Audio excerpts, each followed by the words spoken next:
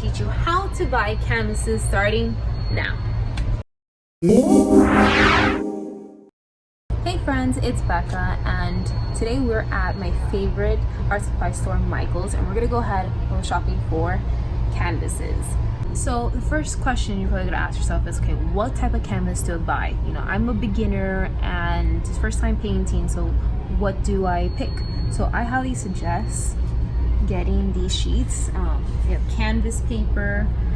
If we also have a watercolor paper, we're doing watercolors, acrylic paper. The great thing about these sheets is it's similar to like the real thing, but you're not gonna have that storage problem. Because the problem is, if you know you're starting out, you're a beginner, you make a lot of mistakes. You don't want to have like 100 canvases all over your like house. So starting off, definitely get these types of papers. And again, depending on what your needs are or what you're painting with, there's paper for that. This brand, Strathmore, is personally my favorite. I've been using them for years and it's really good quality.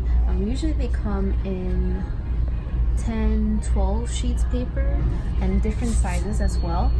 So for beginners, definitely I recommend getting this before you get onto like the bigger types of canvases.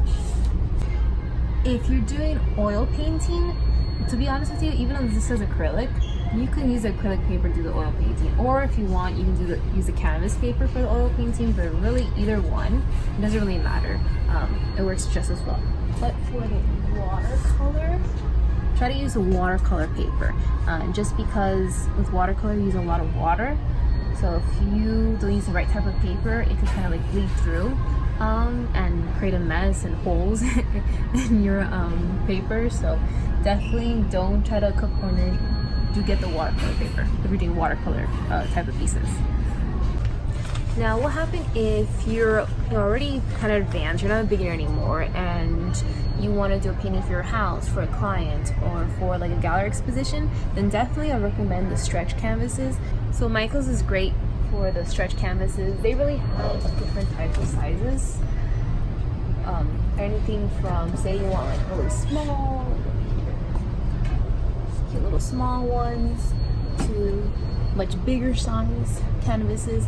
The largest size they have here is a 60 by 48. I know this because I'm working on a painting for a client right now, and it's a 60 by 48 inches. Now if you want something much bigger than that, then you're gonna have to go to like a Utrecht or a Blicks Art Supply store in order to get like much larger canvases. Or if you want more unique shapes like hearts, stars, circles, ovals, they don't really have it here in Micheals. They'll have it more, like, for example, like at Blicks, they'll definitely have that.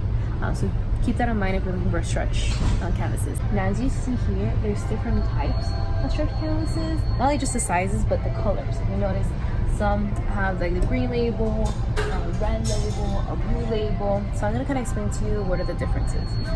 Personally, my favorite one is the green label. Yes, it's a little bit more expensive, but the reason why I like it so much is you see how thick this is.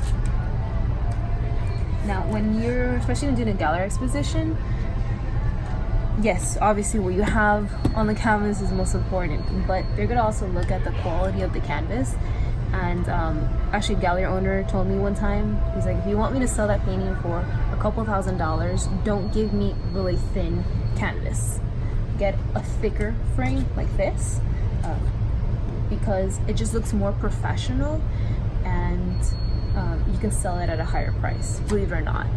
It's crazy, just the width of a canvas can determine whether you're selling it for $100 or a couple $1,000s. It's kind of crazy, but it does look more professional. It is a little bit more expensive, but they have coupons and sales at 50% off, which is awesome. Which is great because I need to buy one for a client today. So this is level 3, which is the highest.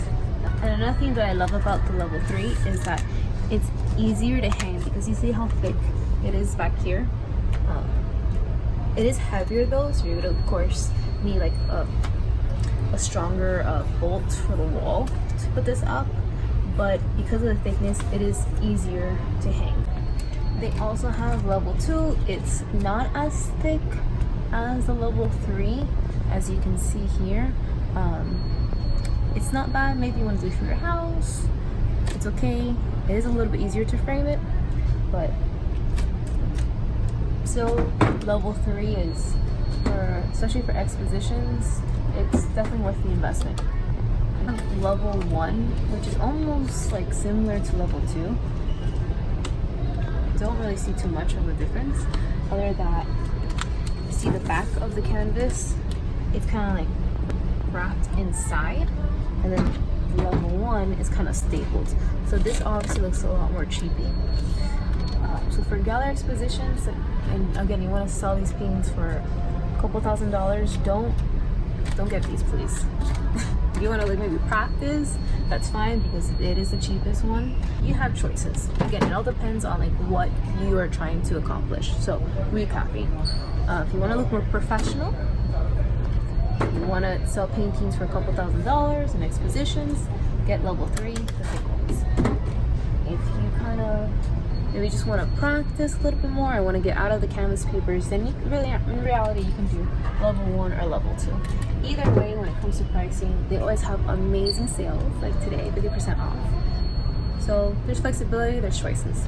So thank you for watching the video. I hope you enjoyed shopping with me, and I hope you learned a little bit more about how to buy different types of canvases. Don't forget to like, subscribe, greatly appreciate it, so you can see more videos, teach you how to, paint, draw, business with art, anything else art related. And I'll see you in the next video.